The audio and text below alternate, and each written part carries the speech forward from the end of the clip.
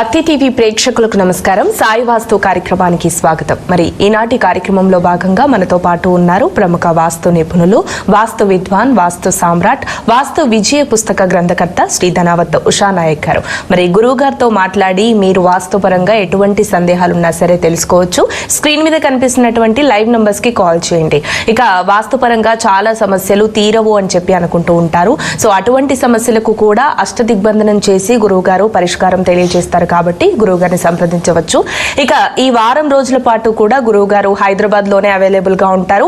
ఈ పరిసర ప్రాంతాల్లో ఉన్న ఎవరైనా సరే గురువు గారిని సంప్రదించవచ్చు. స్క్రీన్ మీద కనిపిస్తున్నటువంటి వ్యక్తిగత నంబర్స్ ని సంప్రదించినట్లయితే మీకు అపాయింట్మెంట్ ఇస్తారు. గురువు గారు మీతో మాట్లాడతారు. మీ సమస్యలకు చక్కటి పరిష్కార మార్గాల్ని తెలియజేస్తారు. గురువు గారితో మాట్లాడతాం. నమస్కారం గురువు గారు. సాయిరామ్. గురువు గారు, ఇక చాలా మందిని మనం చూస్తూ ఉంటాం. అంటే ఇల్లు వాస్తు కానీ అన్నీ బాగానే ఉంటాయి. అంటే బిజినెస్ పరంగా చూసుకున్నా కూడా అన్నీ బాగానే ఉంటాయి. అంటే రియల్ ఎస్టేట్ వ్యాపారాలు కానీ బిజినెస్ కానీ చూసుకున్నప్పుడు అంటే వాళ్ళకి లాభం అనేది వస్తూ ఉండదు. అంటే ఎందుకని వీళ్ళకి సత్ఫలితాలు కలగవంటారు?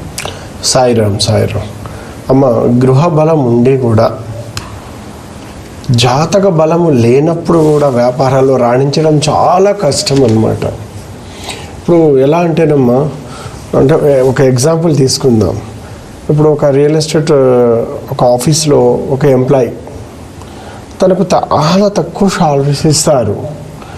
అలాగే వాళ్ళు సేల్స్ మీద ఇంత అమౌంట్ అని వస్తూ ఉంటుందమ్మా. అంటే ఒక్కొక్క కంపెనీ ఒక్కొక్క విధంగా ఇస్తూ ఉంటుంది. అంటే సాలరీ కంటే కూడా పైన వచ్చే ఆదాయంతో వాళ్ళకు 4 రూపాయలు సంపాదించుకోవాలనుకుంటారు. వాళ్ళు చాలా కష్టపడతారు, కానీ ఫెయిల్యూర్ ఎక్కువ అవుతూ ఉంటారు. దానికి కారణం ఏంటిదన్నమ్మా, ఇల్లు కూడా ఒక కారణము. అలాగే మనలో కూడా పాజిటివ్ శక్తి బాగా ఉండాలి. ఎందుకంటే ధనముతో పని, అది డబ్బుని సంపాదించుకునే శక్తి సామర్థ్యము మనకు కూడా ఉండాలన్నమాట. ఆ కుబేరుడు యొక్క అనుగ్రహం మనకు ఉండాలి. ఆ వృత్తిలో ఉన్నప్పుడు, వ్యాపార వృత్తిలో, అలాగే ఇంకేదైనా కావచ్చమ్మా, వృత్తిలో ఉన్నప్పుడు ఆ వృత్తిలో ఉండే వ్యక్తిత్వాలు ఎవరైనా కావచ్చమ్మా, తనకు జన ఆకర్షణ, ధన ఆకర్షణ కలిగి ఉండాలి. ఆ రెండు కలిగినప్పుడు ఏమవుతుందంటే వెంటనే వచ్చిన వ్యక్తికి మనం కన్విన్స్ చేయగలుగుతాం, తను నచ్చుతుంది. వాళ్ళకు కూడా ఒక సైడ్ చూపిస్తే, రైట్ ఇది చాలా బాగుందమ్మా, ఒక టైం తీసుకొనైనా వాళ్ళ దగ్గర కొనగలుగుతారు. ఎందుకంటే దానివల్ల సమయము, టైము వృధా కాదనమాట. ఇలాగనే మనం ఎంతోమందిని చూపిస్తుంటాం. 100 మంది కస్టమర్లు వస్తుంటారు, పోతూ ఉంటారు. ఓ కస్టమర్ మన దగ్గర రావడం అంటే మామూలు విషయం ఏమీ కాదు. కొంత మన దగ్గర నాలెడ్జ్ ఉంటుంది, కొంత శక్తి ఉంటుంది, కానీ అది ఉపయోగం రాకపోవడానికి కారణం ఏంటంటే ధన జనాకర్షణ అనేది కలిగి ఉండాలన్నమాట. అలా ధన జనాకర్షణ మనం చేయించుకుంటే తప్పనిసరిగా మంచి ఫలితాలు వస్తాయి. అష్టదిగ్బంధనంలో ధన జనాకర్షణది అతిపెద్ద ఒక అవకాశం అన్నమాట ఇది. ఎందుకంటే మనం వెళ్ళేటప్పుడు మన దగ్గర పాజిటివ్గా ఎలాంటి యంత్ర బలాలు మన దగ్గర ఉన్నాయి, ఎలాంటి వస్తువులు మన దగ్గర ఉన్నాయి, ఎందుకంటే అవి సపోర్ట్ చేస్తాయి అన్నమాట. అలాగే మన జాతకంలో ప్రస్తుతం గోచార రీతి ఏం నడుస్తుంది, దాని తగ్గట్టుగా మన వ్యాపారాలు చేస్తున్నామా లేదా, అలా కూడా మనం తెలుసుకోవాలి. ప్లస్ దానికి తోడు మన ఇల్లు వాస్తు బలంగా ఉందా, మనం అడుగు పెడితే 10 రూపాయలు సంపాదించుకొని ఇంటికి తీసుకొచ్చే బలమైన ఇల్లు ఉందా లేదా. అందుకేనమ్మా ప్రతి గృహానికి మనం ఎప్పుడైతే ఎక్కువ ఫెయిల్యూర్ అవుతూ ఉన్నామో అష్టదిగ్బంధనతో ఇల్లుని కంట్రోల్ చేసుకోవచ్చు.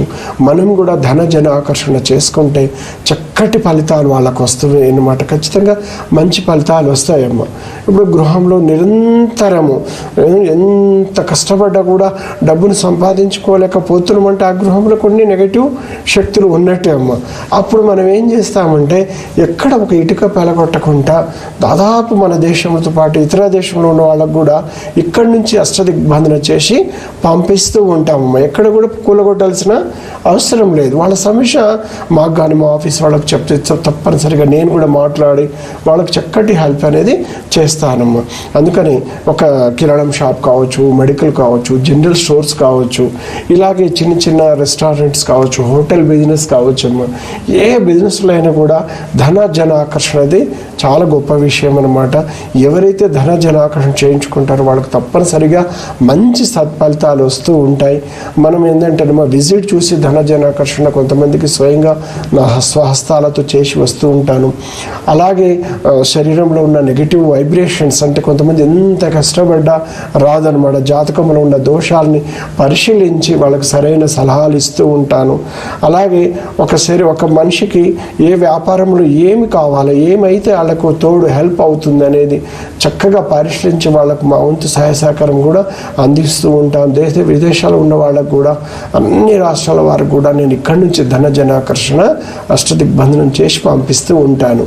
సాయిరామ్.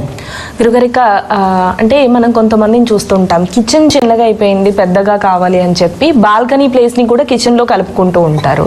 అంతేకాకుండా వాయువ్యంలో మెట్లు పెట్టుకుంటూ ఉంటారు. అయితే ఇవి ఎలాంటి ప్రభావాలు చూపిస్తాయి? సాయిరామ్ అమ్మ, ఎలా ఉంటుందంటే ఇప్పుడు అపార్ట్మెంట్ కల్చర్లో మీరు అన్నారు, కల్చర్ ఎలా ఉంటుందంటే మనకి ఈస్ట్లో ఒక బాల్కనీ ఉంటుంది, ఒక 4 feet. ఆ 4 feetని ఇంట్లో సగం కలుపుకుంటే, అంటే ఒక 30 feet పొడుగున్న బాల్కనీ ఒక సగభాగం వరకు కిచెన్ అండ్ పూజ లెవెల్లో మనం బాల్కనీ కలుపుకుంటారు. అప్పుడు ఏమవుతుందంటే అది ఈశాన్యం తగ్గిన ఇంటి కిందికి ఉండి సర్వత్రా అంటే అన్ని అపజయాలు ఇస్తుందమ్మా. అంటే డబ్బు పరంగా, ఆర్థిక పరంగా, భవిష్యత్తు పరంగా, ఎట్లా అంటే ఒక విధంగా చెప్పాలి అంటే కూడా మనకు అన్నీ ఉండి నష్టం పోయే విధంగా మనం పనులు చేస్తూ ఉంటాము. ఇంకా అలాంటి గృహంలో నివసించే వాళ్ళకి విదేశాలు ఉంటే వాళ్ళకి ఇక్కడికి వచ్చేసి అంటే తను అన్నీ కోల్పోయే అవకాశాలు ఉంటాయమ్మా. అందుకని మేము ఒకటే చెప్తున్నాం, కిచెన్ ఎప్పుడు కూడా బాల్కనీని పెంచుకోకండి. తూర్పు బాల్కనీ ఉన్నప్పుడు పర్ఫెక్ట్ బాల్కనీగానే వదిలేయండి. ఎక్కడ కూడా కొంతవరకు ఏంటంటే బయట నుంచి మనకు వాష్రూమ్స్ కూడా కామన్ పెట్టుకుంటారమ్మా. అది కూడా ఆగ్నేయం పెరుగుదల ఉండి చెడు ఫలితాలు ఇస్తూ ఉంటుందన్నమాట. ప్రధానంగా ఆగ్నేయం పెరుగున్నప్పుడు ఏంటంటే ఆగ్నేయానికి అధిపతి అగ్నిదేవుడమ్మ. ఆయన ఎప్పుడు కూడా మనకు ధన వృద్ధిని బాగా చేస్తాడు, కానీ ప్లస్ ఆరోగ్యాన్ని కూడా కాపాడుతూ ఉంటాడనమాట. ఎప్పుడైతే మనకు ఆగ్నేయం పెరిగిందో బాల్కనీలో పూజ గదితో పాటు కానీ ఆగ్నేయం ఇట్లా పెరిగిపోయి ఈశాన్యంలో ఇలా మనం కట్ అయిపోయిందో అలాంటి గృహాలు నివాస యోగ్యమైనది కాదనేది వాస్తుశాస్త్రం చెప్తుంది. మనం ఎంతో క్లాస్గా, ఎంతో డిజైన్గా, ఎంతో అందంగా మనం తీర్చిదిద్దుకుంటాం. కిచెన్ చాలా సౌకర్యవంతంగా ఉంటుంది, కానీ అక్కడ వండుకున్న భోజనం కూడా ఒక్కొక్కసారి విషయం అవుతూ ఉంటుంది. అందుకని ఎట్టి పరిస్థితిలో కూడా ఈశాన్యం తగ్గకుండా చూసుకోవాల్సిన బాధ్యత ఉన్నది. కానీ అలా ఉన్నప్పుడు తప్పనిసరిగా భయంకరమైన ఆర్థిక నష్టాలు, ఏదైనా అప్పులు కానీ చిట్టి వ్యాపారాలు చేస్తుంటే ఆ డబ్బులు ఇంట్లోకి రాకపోవడము, అంటే మనం వసూలు చేయలేకపోవడము, అంటే వాళ్ళ దగ్గర నుంచి రాబట్టుకోలేకపోవడము, అలా మన ధన నష్టము, చాలా భయంకరమైన ధన నష్టము. అలాగే హెల్త్ ఛాలెంజెస్, భయంకరమైన నరాలకు సంబంధించిన ఛాలెంజెస్, ఇలాంటి భయంకర ఆగ్నేయం పెరగడం అంత మంచిది కాదనమాట. కానీ చాలా మంచి ప్రశ్న అడిగారు. అలాగే కొంతమంది ఏం చేస్తారంటే వాయుంలో మెట్లు పెట్టేస్తారు, వాయుంలో పూర్తి వాయుంలో లిఫ్ట్ పెట్టేస్తూ ఉంటారు.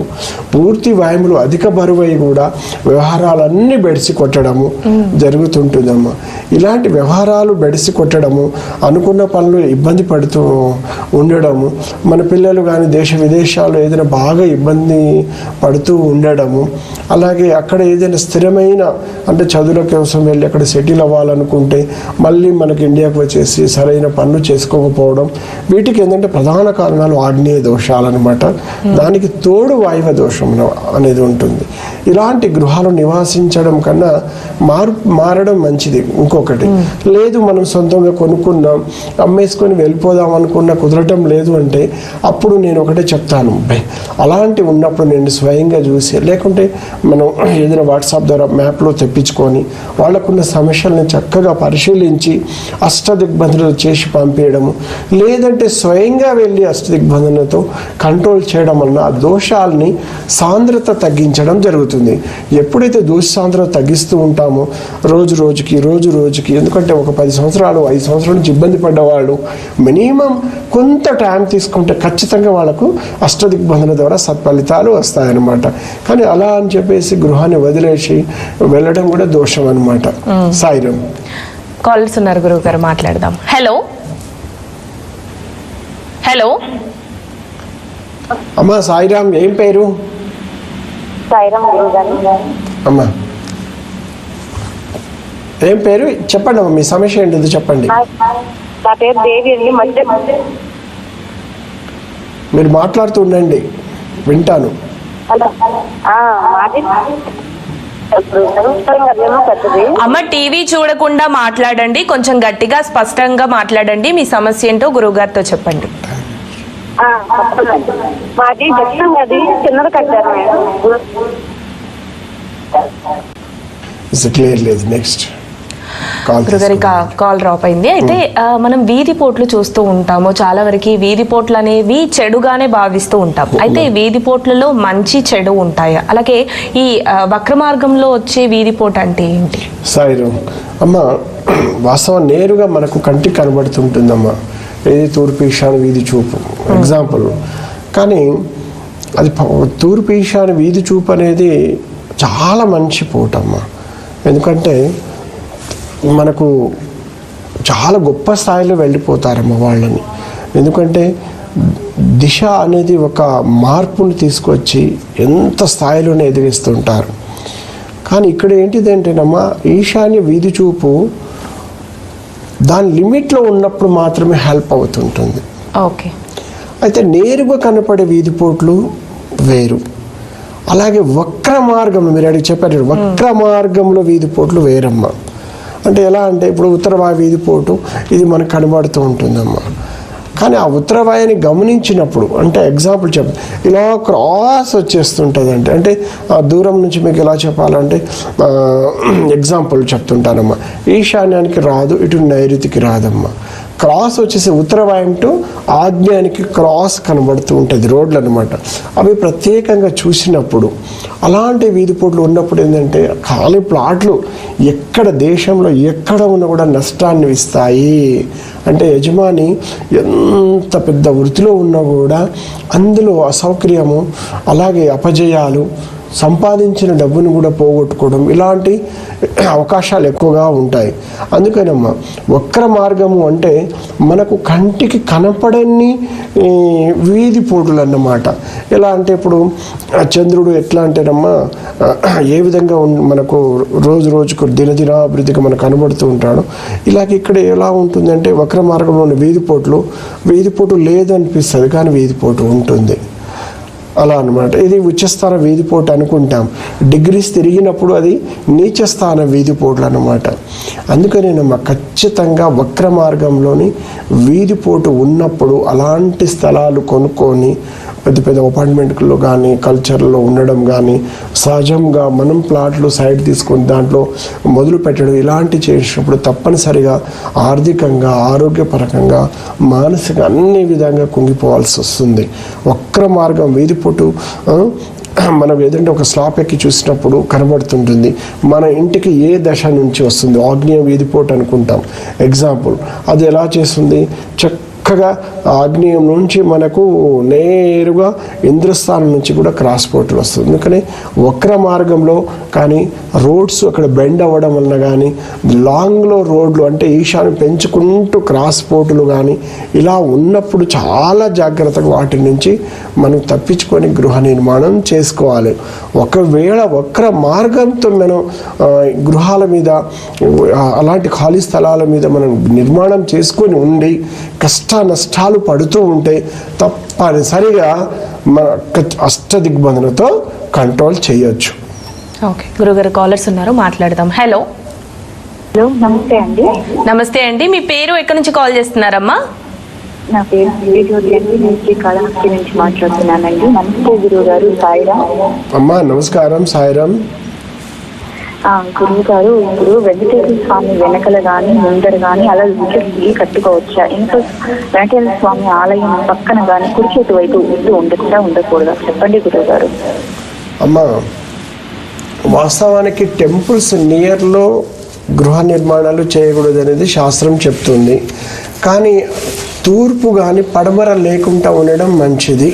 అమ్మా, మనము తూర్పు పడమర టెంపుల్కి లేకుంటే మన అలాగే ఉత్తర దక్షిణాలు మనం టెంపుల్కి ఉండొచ్చమ్మా. ఎందుకంటే నీడ దోషాలు కానీ ఇలాంటివి రావన్నమాట.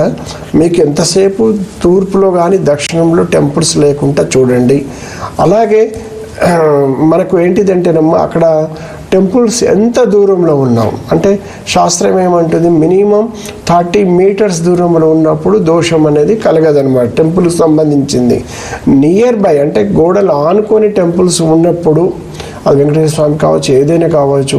ఎందుకంటే అక్కడ బలిపీఠాలకి అక్కడ ఉన్న పూజారులు ఎవ్రీ డే కొన్ని పూజలు చేస్తూ ఉంటారు, పరిహార దేవతలకు పూజలు చేస్తూ ఉంటారు.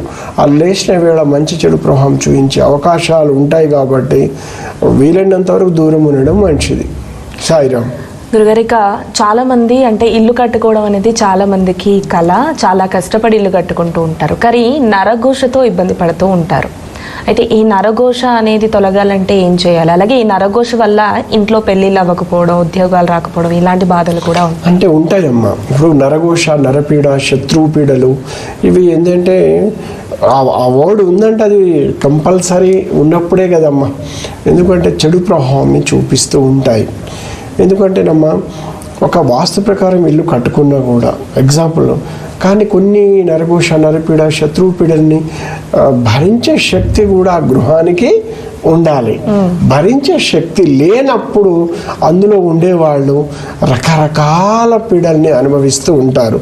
పిల్లలు దేశ విదేశాల్లో ఉన్నా కూడా అక్కడ సెటిల్ అవ్వకపోవడము, అక్కడి నుంచి మానసికమైన బాధలు, అక్కడికి వెళ్ళి ఫైనాన్షియల్ బాధలు, డబ్బు సంపాదించడానికి వెళ్ళి రకరకాల బాధలు అనుభవిస్తూ ఉంటారమ్మ. అది ఇక్కడ ఉన్న ఇండ్లు మనకు నరఘోష, నరపీడ, శత్రుపీడతి లేనప్పుడు పిల్లలకు అక్కడ ఏ దేశంలో మన పిల్లలు ఉన్న వాళ్ళకు కూడా మంచి సత్ఫలితాలు ఇస్తాయన్నమాట. అందుకేనమ్మా నరఘోష, నరపీడ, శత్రుపీడలతో మనం తట్టుకోవడము చాలా కష్టం అన్నమాట. పూర్వకాలంలోతో నరుడు ఘోషతో నల్లరాళ్ళు కూడా పగులుతాయని చెప్తూ ఉంటారు. అంత భయంకరమైన పీడలు ఉన్నప్పుడు, అలాంటి గృహాలు నివసించినప్పుడు ఆర్థికంగా స్థిరత్వం లేకపోవడము, హెల్త్ ఛాలెంజెస్, ఏదైనా ఒక ముద్ద అన్నం తిన్నా కూడా వామిటింగ్స్ ఎక్కువగా రావడము, ఏదైనా హాస్పిటల్లో ఉన్నప్పుడు ఏంటంటే చూయించుకున్నప్పుడు ఏమి లేకపోవడము, ఇలాంటి ఇబ్బందులు జరుగుతున్నప్పుడు ఆ గృహం మీద నరఘోష, నరపీడ, శత్రుపీడలు ఉన్నాయని గుర్తించాలి. అలా ఉన్నప్పుడు మీరు ఎవ్వరు కూడా ఇబ్బంది పడాల్సిన అవసరం లేదు. ఎందుకంటే అష్టదిగ్బంధంలో పర్మనెంట్ నరఘోష, నరపీడ, శత్రువు పీడలు ఆ గృహం మీద ఏమి చేయకుండా కట్టడి చేస్తూ ఉంటామన్నమాట. అందుకని మీకు భయంకరమైన పీడలు ఉన్నాయని ఆ ఇంట్లో నిద్ర సరిగా రాకపోయినా, దుస్వప్నములు వస్తున్నా, దుర్ఘటనలు జరుగుతున్నప్పుడు కూడా ఖచ్చితంగా మీరు భయపడాల్సిన అవసరం లేదు. నేనున్నాను. ఎందుకంటే మీరు వాట్సాప్ ద్వారా కూడా మీరు సంప్రదించవచ్చు, ఆఫీస్కి వచ్చి సంప్రదించవచ్చు, మొబైల్లో సంప్రదించుకోవచ్చు. మీ సమస్యలు కూడా చక్కగా నేను మాట్లాడి ఆ దోషాన్ని గుర్తించి ఆ దోషాన్ని అష్టదిగ్బంధనలతో కట్టడి చేసుకోవచ్చు. సాయిరామ్. గురుగారిక అంటే చాలా వరకు అంటే ఈ వాస్తు విషయంలో చాలా రకాల ఇబ్బందులతో బాధపడుతూ ఉంటారు. అయితే మనం ఇల్లు నిర్మాణం చేసుకునే ముందే ఒక ల్యాండ్ తీసుకున్నప్పుడు కానీ, లేదా అపార్ట్మెంట్లో ఫ్లాట్ కొనుగోలు చేసేటప్పుడు కానీ ఎలాంటి వాస్తు చూసుకోవాలి? వాస్తుని ఏ విధంగా చూసుకోవాలంటే వాళ్ళ నామ ప్రకారంగా చూసుకోవాలా? అమ్మా ఇక్కడ ఎలా ఉంటుందంటేనమ్మా వ్యవహార నామ ప్రకారం కూడా చాలామంది చూస్తూ ఉంటారు. మేమేమంటామంటే సరే చూసుకోవడంలో దోషం లేదమ్మా. మేమేంటంటే పరిసరాలకు అనుగుణంగా పరిసరాల ప్రభావము, వాతావరణ ప్రభావము, చుట్టుపక్కల అలవాట్ల ప్రభావము అంతే కదా. స్థల ఎన్నిక చేసుకునేటప్పుడు మంచి స్థలాన్ని, మంచి ఏరియాని సెలెక్ట్ చేసుకోవాలి. వాస్తవానికి రెక్టాంగిల్ కానీ, స్క్వేర్ కానీ, మనం దీర్ఘ చతురస్రాకారం స్థలాలను ఎన్నుకోవాలి. కానీ ఎప్పుడైతే నైరుతి పల్లం ఉన్న స్థలాలు కొనుక్కోకపోవడం మంచిది. అలాగే మనం చూస్తే ఆగ్నేయం పల్లం ఉన్నప్పుడు కానీ, వాయువు పల్లం ఉన్నప్పుడు ఇలాంటి స్థలాల్ని నిషేధించాలన్నమాట. ఎప్పుడు ఎలా ఉండాలంటే స్థలాలు ఈశాన్యానికి పల్లమై మనకు ఉండాలన్నమాట. వాటర్ కానీ అలాగే మనం చూస్తే ఎలాంటి వీధిపోటు లేని స్థలాలు మనం ఎన్నిక చేసుకోవాలి. ఇక్కడ ఎలా ఉంటుందంటేనమ్మా వీలు ఉంటే తప్పనిసరిగా వాస్తు నిపుణులను తీసుకెళ్ళి చూయించి కొనుక్కోవడం మంచిది. ఎందుకంటే ఒకసారి కొన్న తర్వాత నష్టాలు పడడం కన్నా నష్టం వచ్చే నష్టాన్ని భరించకుండా చూయించుకొని కొనుక్కోవడం మంచిది. ప్లాట్స్ ఒకటే కాదండి, అపార్ట్మెంట్ కల్చర్లు కొన్నా కానీ, ఇండ్లు కొన్నా కానీ, ప్లాట్లు కొన్నా కానీ, హైదరాబాద్ సిటీలో నేను ఉన్నానేమో, పరిసరాలకు కూడా వచ్చి మన కోట్ల రూపాయలు పెట్టి మనం డబ్బులు పెట్టి కొంటున్నప్పుడు ఒకసారి చూయించుకొని కొనుక్కోవాలి. కంటికి కనపడే వాస్తు వేరు, కంటికి కనపడని వాస్తు వేరనమాట.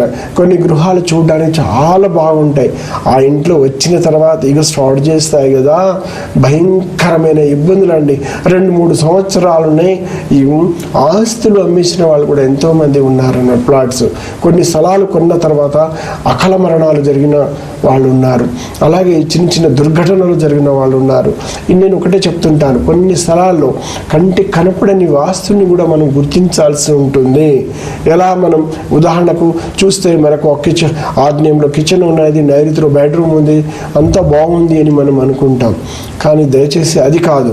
కొన్ని స్థలాలు ఎలా ఉంటే అందులో చిక్కిన తర్వాత బయటికి రానివ్వండి, ఎంత భయంకరమైన ఇబ్బందులు అంటే అన్నీ ఉండి బాధలు పడి భరించలేక నిద్రలేని రాత్రులు కూడా హాస్పిటల్కి పోయి ఇంజెక్షన్స్, టాబ్లెట్ కూడా కొంతమంది అలవాటు అవుతూ ఉంటారు.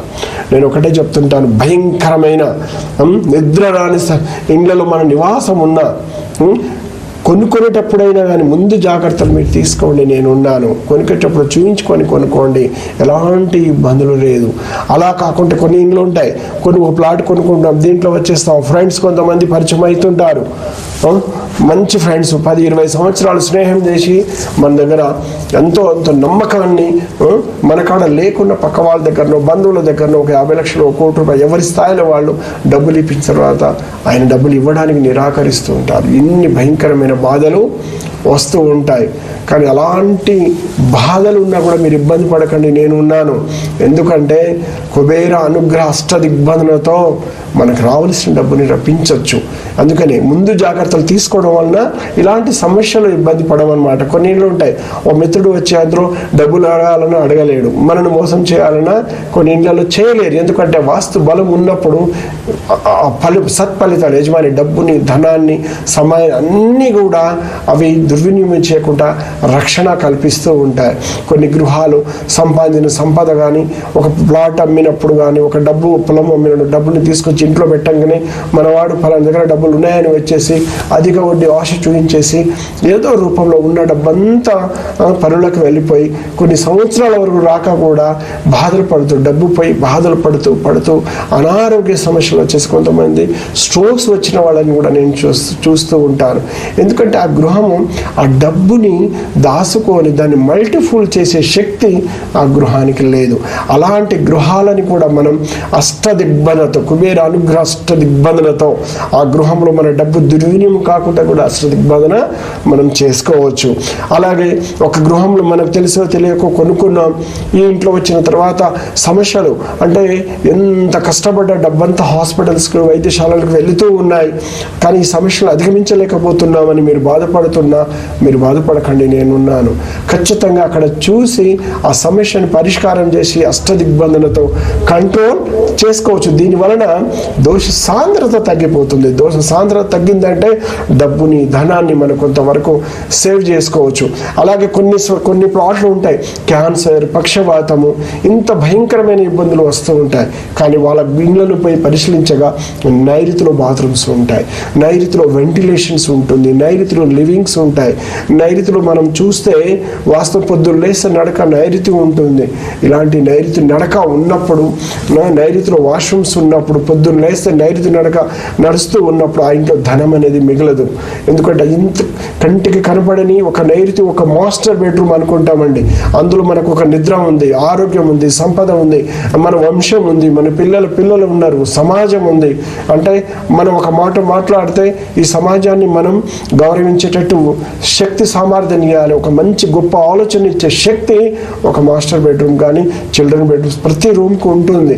కానీ అక్కడ అంత శక్తి ఉండాలి అంటే వాస్తుకు అనుకూలంగా ఉందా లేదా?